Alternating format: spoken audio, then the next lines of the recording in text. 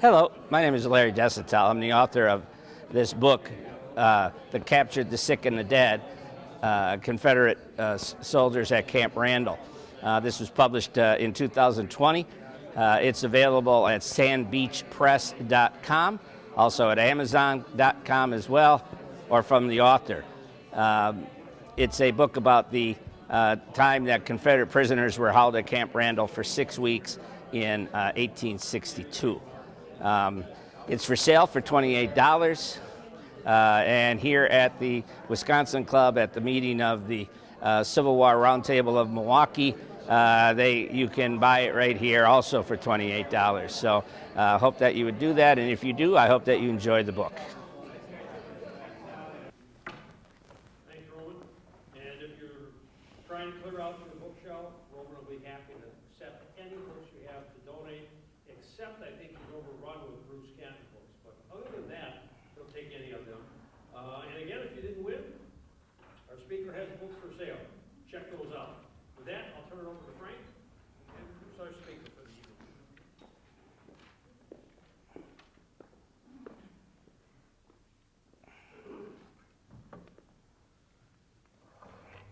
Well, Larry Desotell is tonight's speaker, and he's one of our own. He, having recently become a roundtable member, I believe he joined last November.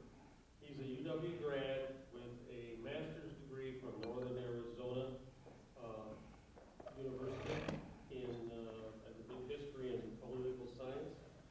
He's taught history and political science for 32 years at Heartland Arrowhead High School, and he finally escaped there, and now lives in Sturgeon Bay.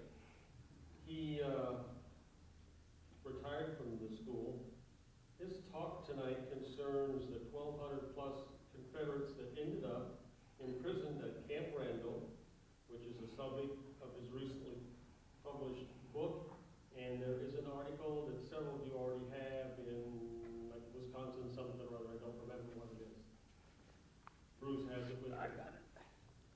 Anyway, there's an article in there related to the same subject. Tonight he's going to talk basically from his book.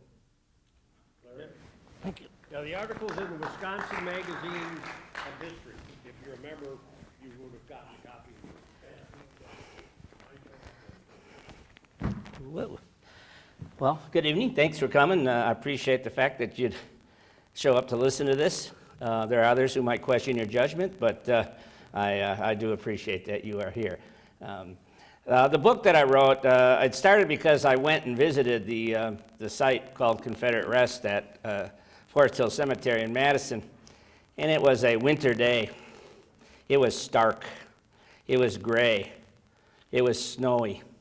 And I looked at those 141 tombstones that are there and thought, you know, here are a bunch of guys from, really mostly from Alabama, who for some reason ended up eternally in Wisconsin. You wonder how fate played a role in putting them there. Most likely there, in fact, I think it's pretty true that their parents probably never visited them, never got there. And that brings up, you know, the sad part of it. You know, the human part. That's what I tried to stress. I was saying at the dinner table that I didn't want it to be about tactics and strategy and, you know, when they got to the fork in the road, as Yogi Berra said, they took it. You know, I wanted to be about these guys. So my interest was to find out as much as I could about them. And like I say, there were 1,224, of which 10 were actually civilians. They were not in the military. Most were from the first, what was called the first consolidated, or the first Alabama, Tennessee, and Mississippi. My research got off to a bad start right away because somebody who I thought should know better told me there really was no such thing as the first Alabama, Tennessee, and Mississippi. That was just a name created by the doctors at Camp Randall when they died, and nobody knew which regiment they were from. So it took me a while to figure out that that was wrong. And then also next would have been the 55th Tennessee, and then the 1st Alabama. which was the very first regiment created in Alabama when the war began. And then smatterings, little groups, 40 from the 40th Tennessee, 12 as an example from the 12th Louisiana, of which 7 died there. 7 of that 12 are buried at Forest Hill. So I learned about that. Now they got there because they were captured on April 8th at a place called Island Number 10. And as you know, they named the islands for how many there were between where the Ohio entered into the Mississippi, so that was the 10th one. At the time, in April of 1862, it was flooded. You know, these guys were knee-deep all the time in cold water. It was interesting, when they got paroled and they were being sent down to Mississippi, one claimed, I read, that the cliffs of the island were 45 feet tall. So that shows you the difference in the flow of the river at that time. You know, it's not a battle. It's not even a battle. It's not even an engagement that is really remembered at all, because if you know, Shiloh occurred just previous to it. So like other things, it just didn't get covered. I mean, Shiloh being so immense, the relatively bloodless capture of the Confederates at Madrid Bend, you know, which is a double loop in the Mississippi River, where New Madrid, Tiptonville, and Island Number 10, of course, kind of form a triangle. And the Union military was able finally, on April 8th, to capture that. Most of the troops, there had been at a high point 9,000 Confederates in that area. Most of them were able, or actually left rather early, starting in mid-March, to go down to Shiloh. General Beauregard decided that was a better use of their skills and their manpower than basically trying to defend a defenseless place. And so, again, on April 8th, the 15th Wisconsin came onto Island Number 10, led by Hans Haig. The Norwegian, or the Scandinavian regiment, interesting on that is that in that regiment there were 109 guys named Ole. So you could, if you were at a party with that bunch, all you had to do is say Ole and somebody would answer. There's no question about that. So that's kind of an interesting part of the story too, I think. But they came on the island and they administered it, and 3 or 4 companies stayed there, while the rest ended up down at Chickamauga, where, of course, Hans Haig was killed. It's one of the saddest parts of, I think, of many sad things that happened during the demonstrations on the killing of black men, that Hans Haig, who was a strict abolitionist and a person who gave up his life to end that institution, was somehow sought out by somebody to chop his head off and throw it in the lake. It just goes to show that perhaps as a teacher, I didn't do my job very well. I know. How about collectively? But that's one of the things. So again, 1,224 people came. About 900 of them got sent to Camp Douglas first, where they stayed about a week. The rest came up the Mississippi, up to Prairie du Chien. As it turns out, these were the ones that were basically too sick, they thought, to take a train.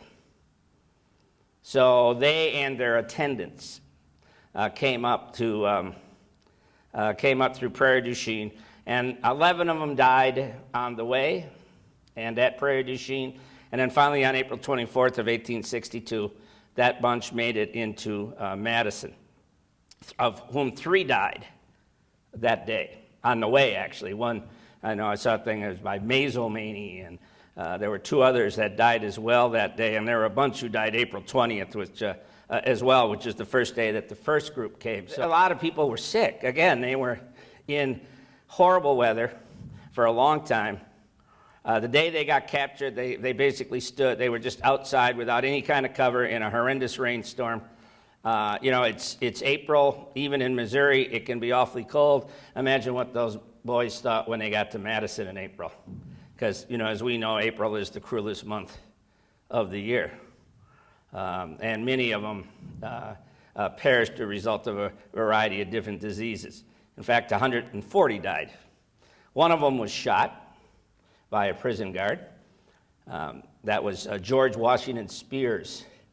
The Spears family, poor mother, suffered greatly. She had 3 sons from the first, I call it the consolidated, the first Alabama, because it's easier to write out, Alabama, Tennessee, and Mississippi. She had 3 sons who joined from Desotell, Choctaw County. Somebody asked me if I made that name up because it's close to my last name. I said, no, I'd make up something neater than that. So they came from, again, Choctaw County, and I went down and visited where they were from, and it was an interesting place in Alabama, that's all I would say. That was, it's a place that time has kind of drifted by. I drove through downtown, and it looked like there had been a war there. There were 3 blocks of buildings that were just destroyed. I don't know what happened, but it was amazing. DeSotoville itself isn't there anymore. It was actually the 3rd biggest town in Choctaw County, which is, again, the very the very western end of the Black Belt in Alabama, not too far, actually, from Selma, south of Selma. But she, again, sent off 3 sons to join the Confederate military. One was Alexander Franklin Spears. He died on April 12th. Her other son was Henry William Spears. He came out of his barrack, to call it that, to relieve himself. Part of the story is that the Confederate soldiers were doing that to annoy the guards, to intimidate them. As the official report said, he undid his pantaloons and created a nuisance on the ground. So you can read that as you will. Well, one of the guards, a young man, only 16 years old, Clarence Wicks, from Greene County in Wisconsin, was on guard duty. And he told Henry William Spears to stop. He got no reaction, so he threw a stone or a rock at him and hit him in the head. About that point, a 3rd Spears, George Washington Spears, came out to his brother's aid and swore at Clarence Wicks. Clarence Wicks responded by shooting him dead. And they had a court of inquiry which justified the shooting, under the claim that somebody at some point, although they never figured out who, some officer said that you should shoot prisoners who are abusive to you.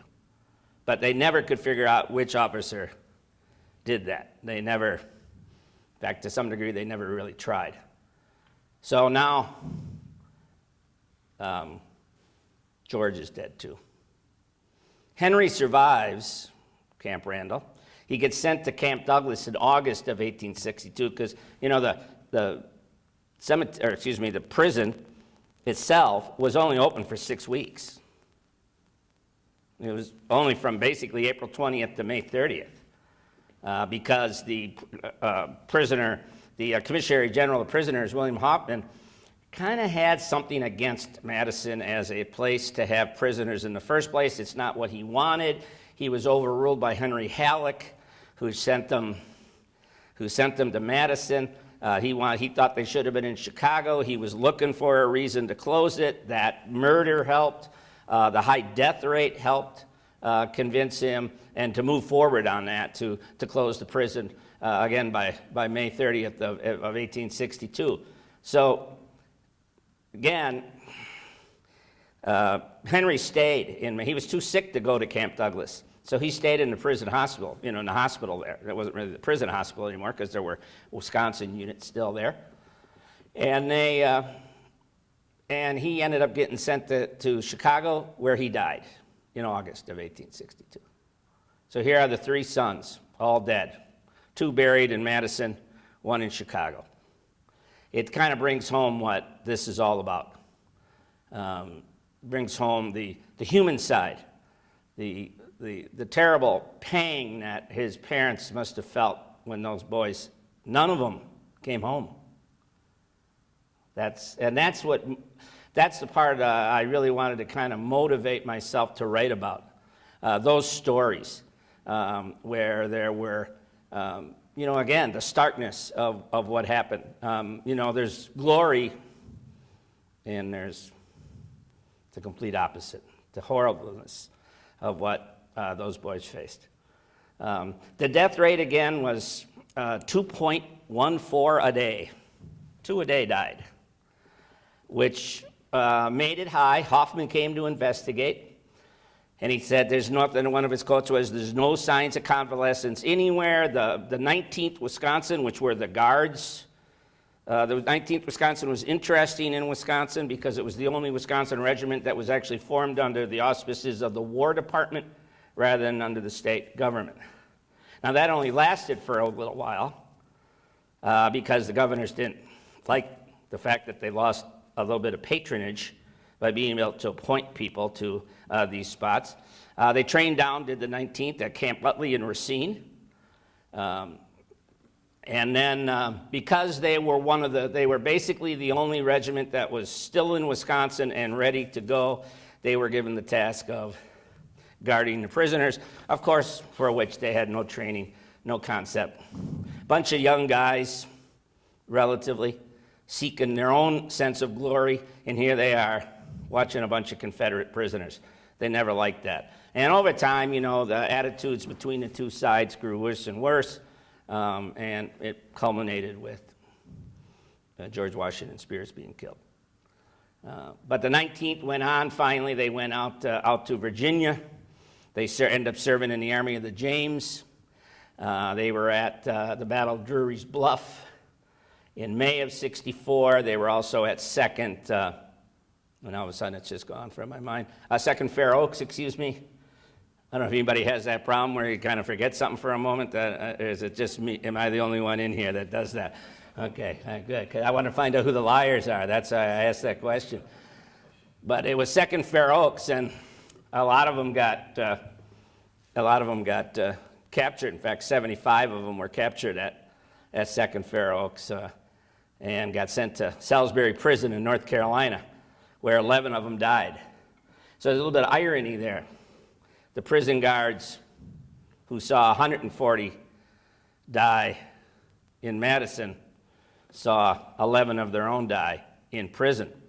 Clarence Wicks, the soldier who shot George Washington Spears, ended up, when he re-enlisted, but he re-enlisted with the 36th Wisconsin. In time for part of the Overland Campaign, there's some question as to what the name of the real battle was. I talked to the historian out at Richmond. He says it was called Turner's Farm, which was one, I'll be honest with you, I had never heard of.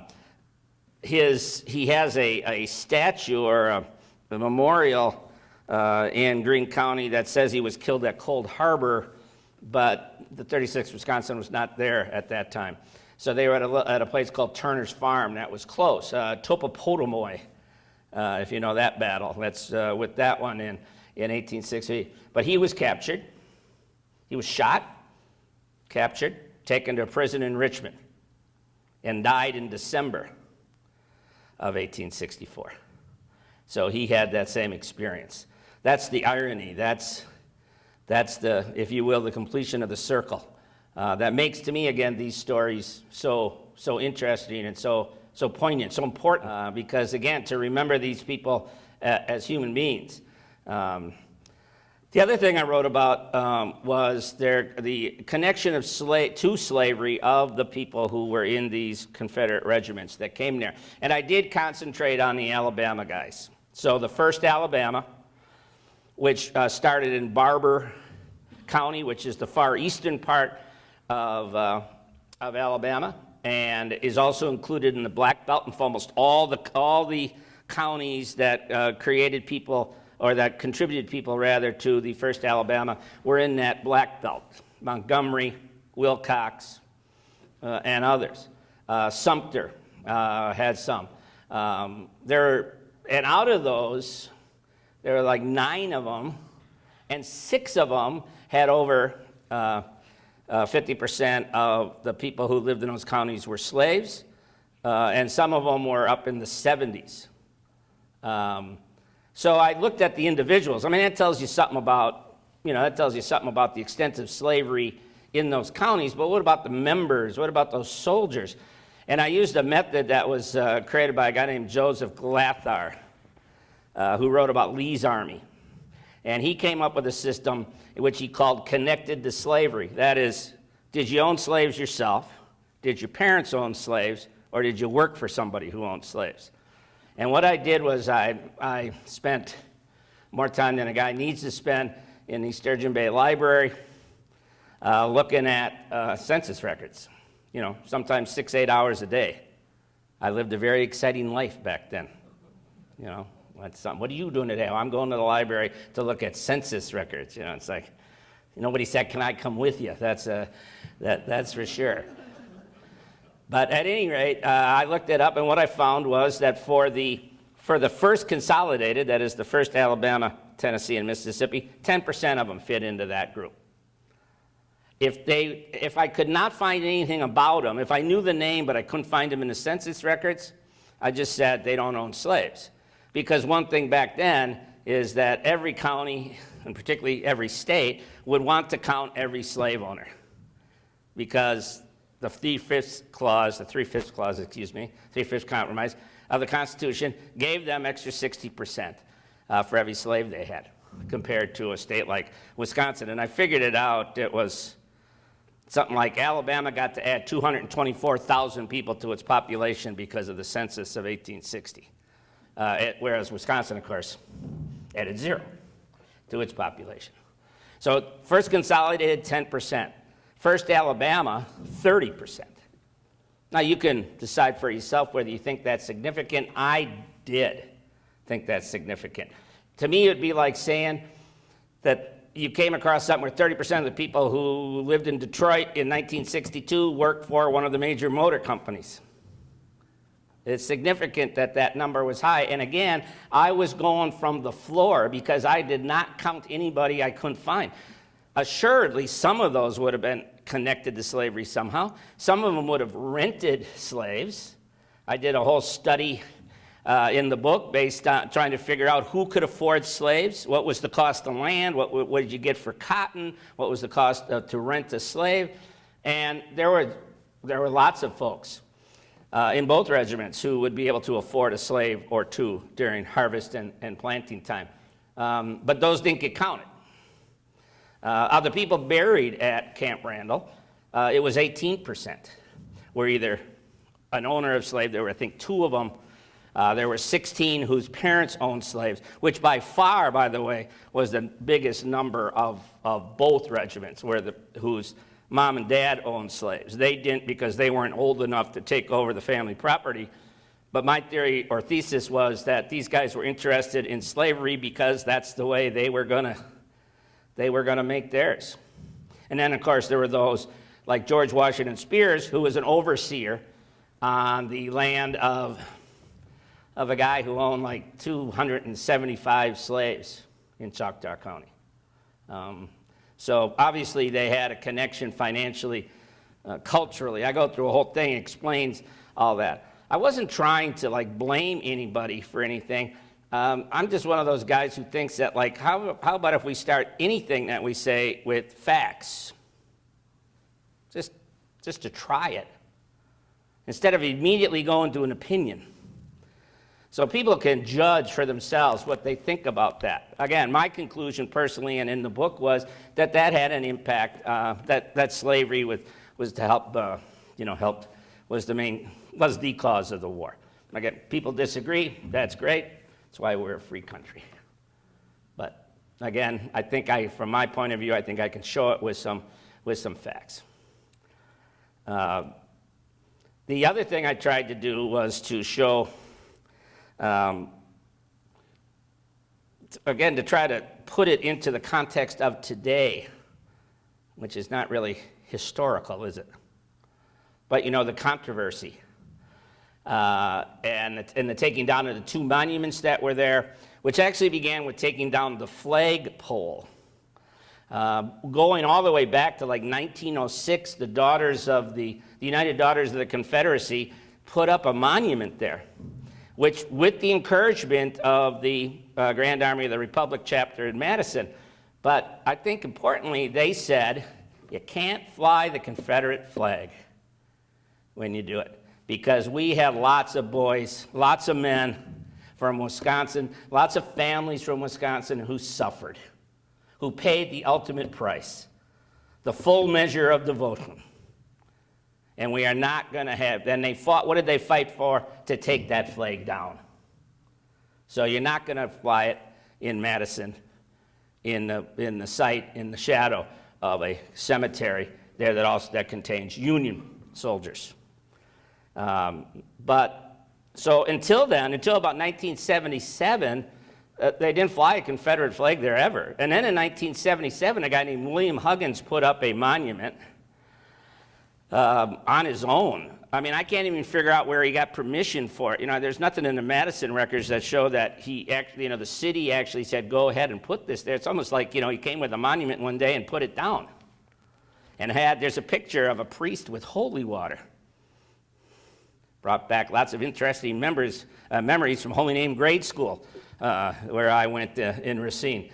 Not necessarily good memories either, because I still, when I go to a wedding or something in a Catholic church, I'm always ducking instinctively because the nuns were always shut up. So I can't help myself. It's just a reaction. Again, none of you ever got in trouble in grade school, I know, again, so it's just me. But, so he put this up. The plaque on it says 140 people are buried here of the 1st Alabama. Well, that's just plain wrong. I mean, where'd that come from? That's not at all. I think there were 64 or maybe 47. Sometimes I get mixed up. I should have wrote that down, but and then I would have remembered it today. But there were way less than 100 members of the 1st Alabama buried there. But then he goes on to say, well, there are also guys from Louisiana and Arkansas and Tennessee. Well, yeah. Plus, by the time he put that monument up, there were granite tombstones there that said which regiment they served in. They were the ones that replaced, what Alice Whiting Waterman put in there. She was a woman from New Orleans who moved as a young woman to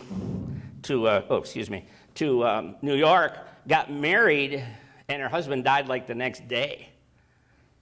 So now she's a young widow. She ended up moving to Wisconsin. First Chicago, that is. She worked in hotels.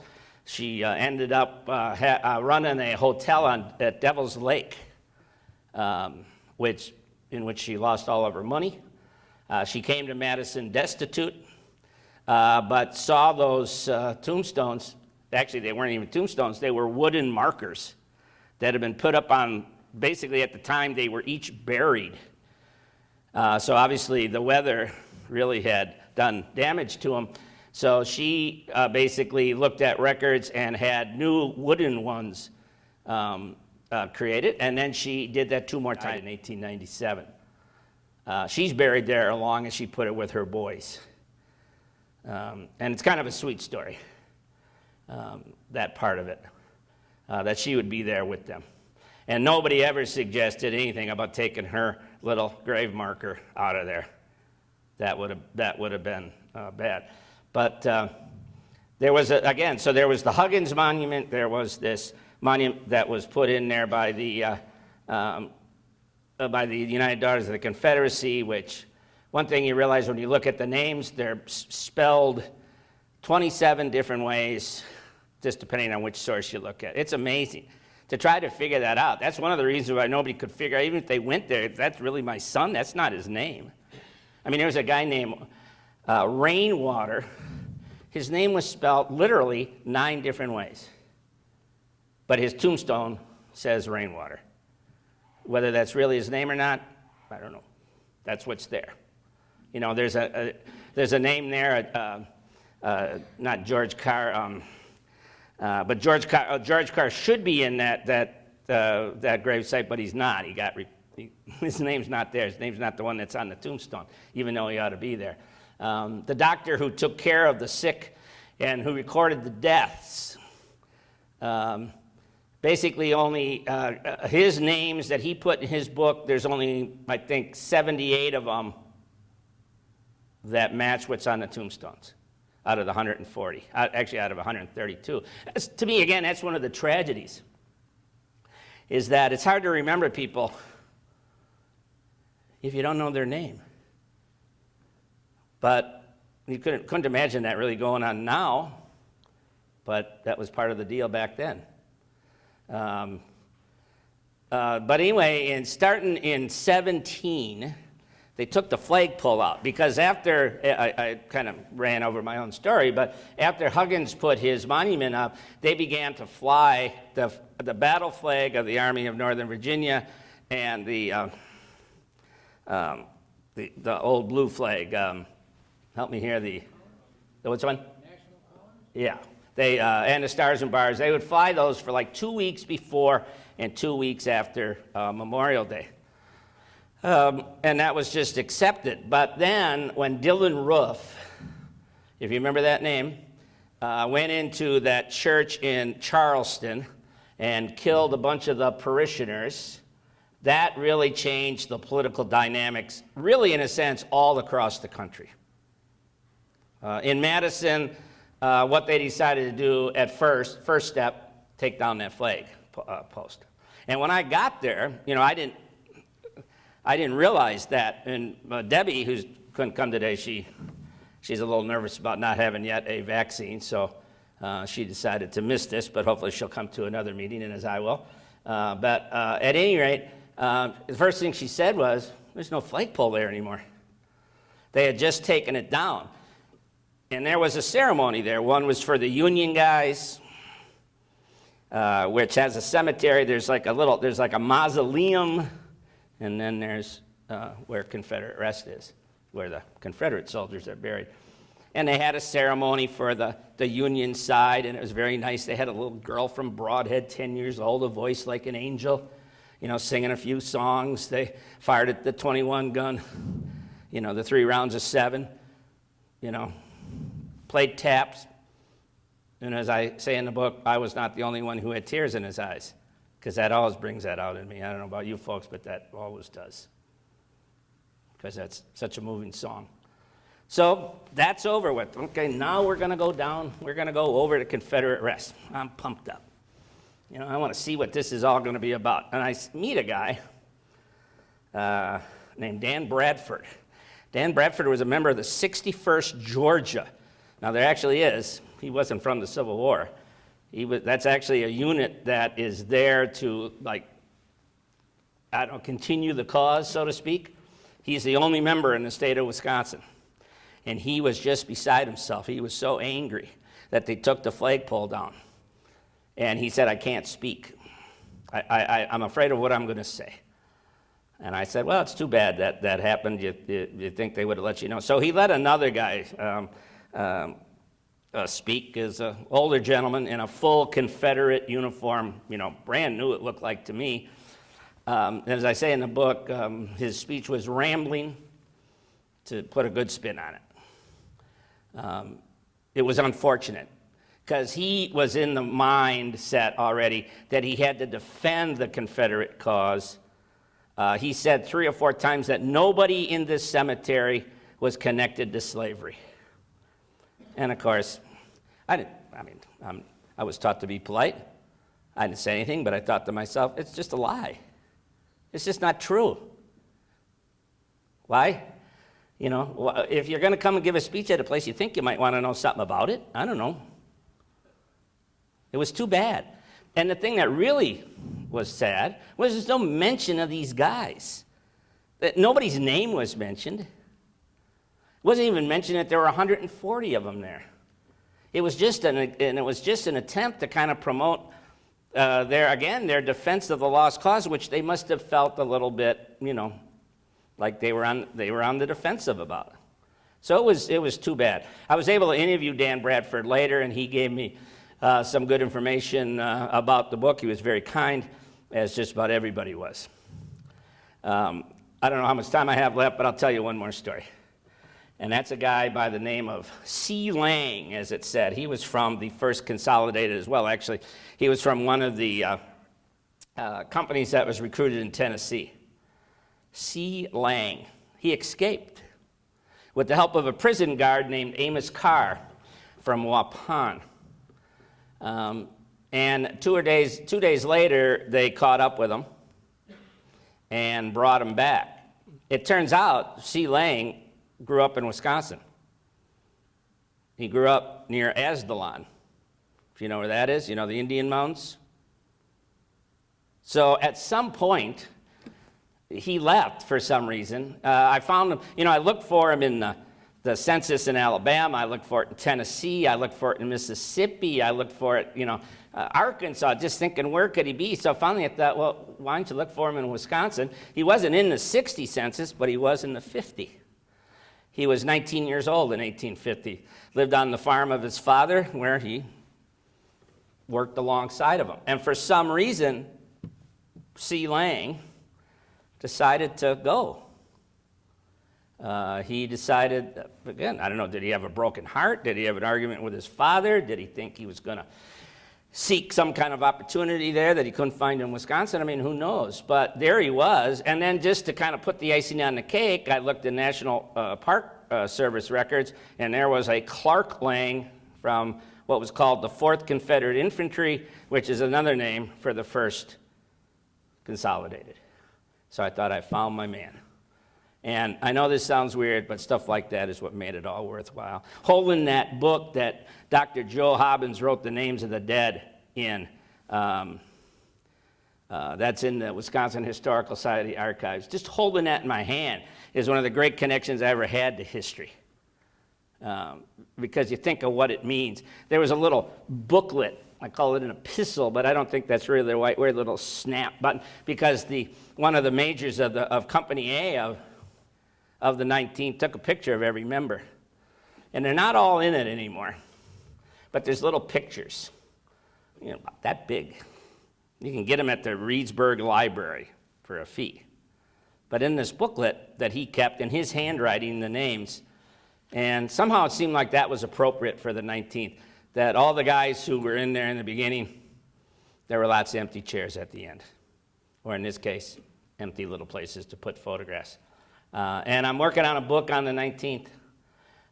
It's kind of a Rodney Dangerfield kind of regiment.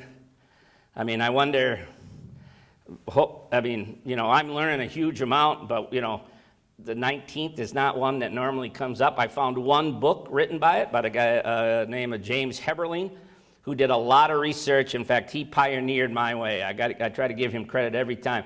He was the one who actually found the list of the Confederate prisoners and put it into order so that the rest of us could use it as a way to these guys. So I salute him for that. And then, as was mentioned, I also now have an article in the latest edition of the Wisconsin Magazine of History from the Wisconsin Historical Society.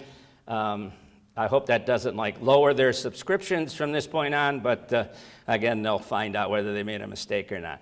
But that book that article, I should say, concentrates on the impact of the prisoners being in Madison on the attitudes towards the war in the state of Wisconsin, which was fun to write, and it's an honor to be in the Wisconsin Magazine of History. I mean, Robert La Follette wrote stuff in there. So there's a long, long, long space between Robert La Follette and Larry Desotell. Very long. But I hope that you enjoyed this. If you please ask questions. I was a high school teacher.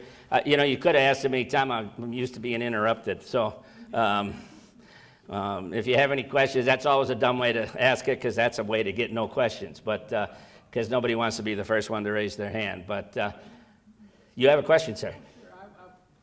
I'm interested that I'm working on a book myself, Fort Donelson prisoners. Oh, yeah. They came, to camps all over. Right. But they also came with some of their, what they would call their servants. Right. And they were locked up along with their owners. Right. In fact, And in fact, they asked, they came to them and they said, did you want to leave? Or do you want to leave and a number of them said no. Right.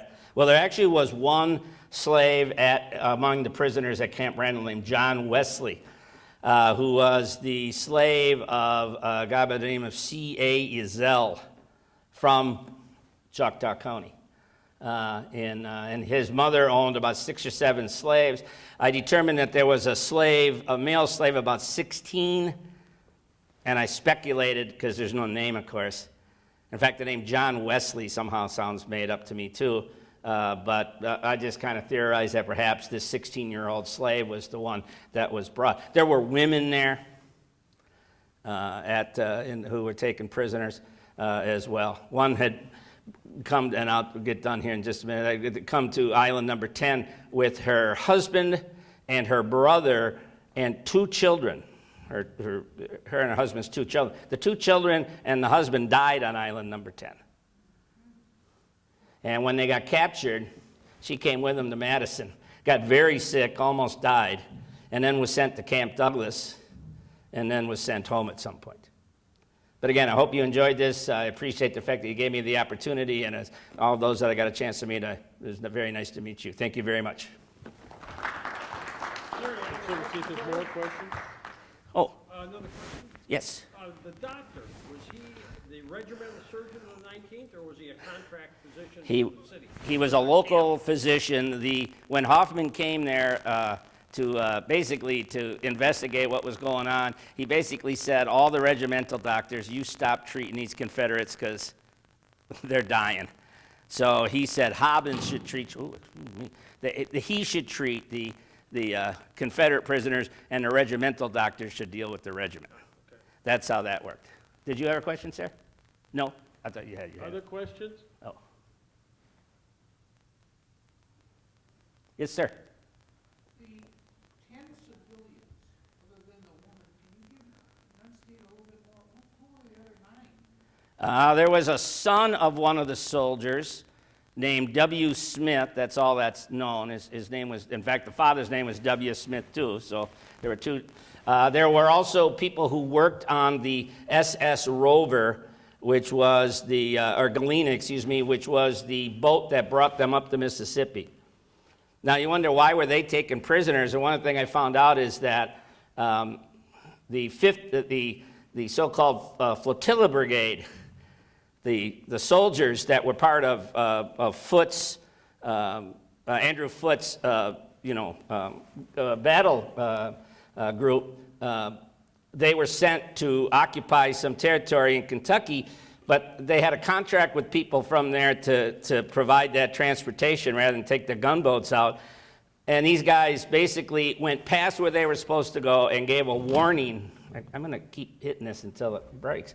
Gave a warning to the people who the flotilla brigade was coming after. So what they decided to do is to arrest them all, and I think those are the ones that got sent up to Madison. That's how they got there. But there were women, again, a lot of them worked on, some of them, there was a woman named, we'll get there. I can't think of her last name right now. Higgins was one. Bagans, I believe, it was when her husband was there. He was captured. She was there at island number 10 as well. He died in Madison. So she watched him die. Again, I'll just add one more thing and then I'm out of here. I did get some criticism for the book. I tried to say that the book should, that to me, this is what you do. The culture has to admit that slavery was part of our past, that it was part of why the Civil War got fought. And then once we come to that understanding, we can begin to forgive ourselves. Because without forgiveness, there's never going to be resolution.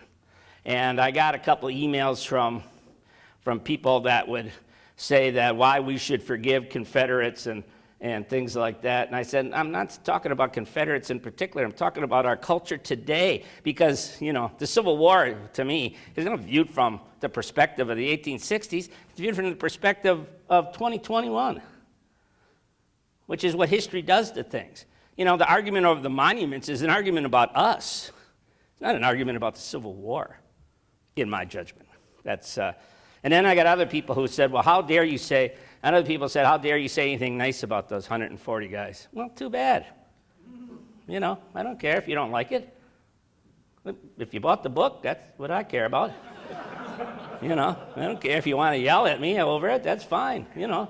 You must have bought the book, or how would you know it was like that? So, but anyway, I apologize. Stay there.